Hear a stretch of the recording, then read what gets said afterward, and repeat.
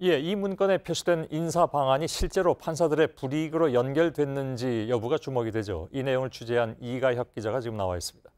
원래 이 문건은 비위를 저지른 판사에게 불이익을 주기 위해서 그 목적으로 만든 거라면서요? 그렇습니다. 이 검찰이 확보한 문건 제목은 무리야기 법관 인사조치 검토입니다. 예. 이 문건에 이름이 오른 판사 대부분은 뭐 성희롱이나 아니면 법정에서 폭언을 하거나 뭐 음주운전을 하거나 이런 문제를 일으킨 인사들이 대부분입니다. 예. 근데 이제 단순히 비위 판사들뿐만이 아니라 양승태 사법부에 이제 미운 털이 박힌 판사들이 포함이 됐다는 거잖아요. 맞습니다. 행정처와 다른 목소리를 낸다는 이유 때문에 여기에 명단이 오른 판사들이 있다. 이게 바로 문제인 겁니다. 예. 지금까지 대략 8명 정도의 판사가 이런 경우에 해당하는 걸로 파악이 되고 있습니다.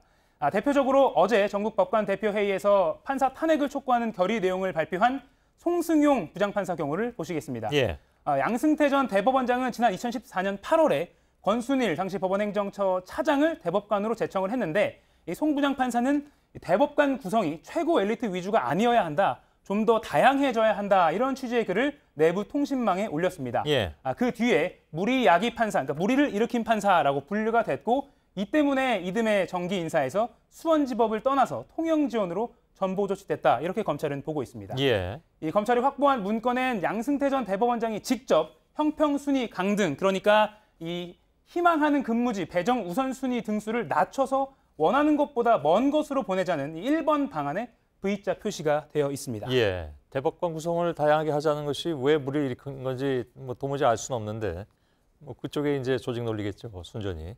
다른 판사들은 어떻습니까?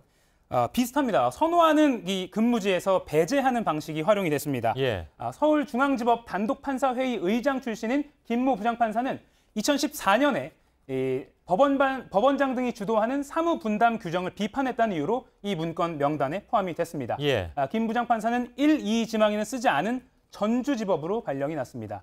또 앞서 리포트에서 보신 것처럼 일간지에 세월호 칼럼을 쓴 문유성 부장판사 역시 희망 임지가 아닌 서울 동부지법으로, 또 원세훈 전 국정원장의 공직선거법 위반 혐의를 무죄라고 판단한 1심 법원의 판단을 법치주의는 죽었다라는 제목의 글로 비판했던 김동진 부장판사도 희망 임지가 아닌 인천지법으로 갔다고 검찰은 보고 있습니다. 예.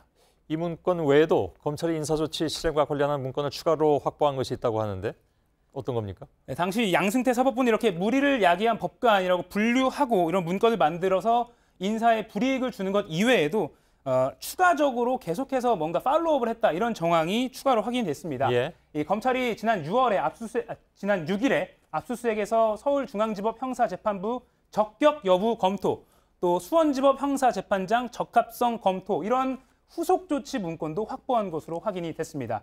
이 문건들은 문제가 있다고 분류된 판사가 인사 발령이 나서 새로운 그 근무지 법원에 갔을 때 그 법원으로 보내진 문건입니다. 예. 이 판사는 뭐 이런 문제가 있으니까 형사 합의부 같은 주요 보직을 맡기면 안 된다. 이렇게 판사가 새로운 임지로 가자마자 그 법원에 통보를 하는 겁니다. 예. 일단 각 법원에 판사가 배치가 되면 판사에게 어떤 임무를 맡길 것인지는 각급 법원장이 원래 정하는 것이 원칙입니다. 예. 아까 왜 본인이 원하는 임지하고 달리 배치가 되는 경우 혹시 이게 취재가 되는지 모르겠는데 안 됐으면 마저 나중에 취재해서 알려주고요. 다른 경우하고 비교해가지고 이 사람들은 유난히 원하는 임지에서 배제됐는가? 아니면 뭐 대개 이제 인사권자들의 논리는 이거 뭐 사정상 이렇게 하다 보면 본인이 원하지 않는 곳으로 가는 경우도 있고 이 경우도 그런 경우다라고 얘기하면 그게 반론이 돼서 나올 수가 있는데 혹시 그 부분도 좀 비교를 해봤습니까? 네, 일단은 수도권에서 근무를 했으면 지방으로도 순회하는 이런 순환 근무지를 결정하는 그런 원칙도 있는데요. 일단 송승용 부장판사의 경우에는 그런 점수가 가득 차서 지방에서 오래 근무했기 때문에 이번에는 내가 원하는 근무지로 갈 차례가 됐는데 1순위가 됐는데도 불구하고 이상하게 자기가 원하지 않은 먼 지방으로 발령이 나는 그런 경우가 있습니다. 그러니까 관리에서 벗어나는 경우가 그렇게 있다는 그렇습니다. 얘기죠. 이런 현상에 대해서 그래서 검찰이 과연 일반적인 경우와 많이 동떨어져 있는 것인가라는 것은 추후에 계속해서 확인을 하고 있는 상황입니다. 알겠습니다. 아무튼 검찰이 이런 인사 문건들이 블랙리스트와 관련한 양승태 전 대법원장의 혐의를 밝힐 이른바 스모킹건 이렇게 보고 있습니까? 그렇습니다. 이 수사 6개월 만에 양승태 전 대법원장이 직접 이게 V자 체크를 한 문건이 처음으로 확보가 된 겁니다.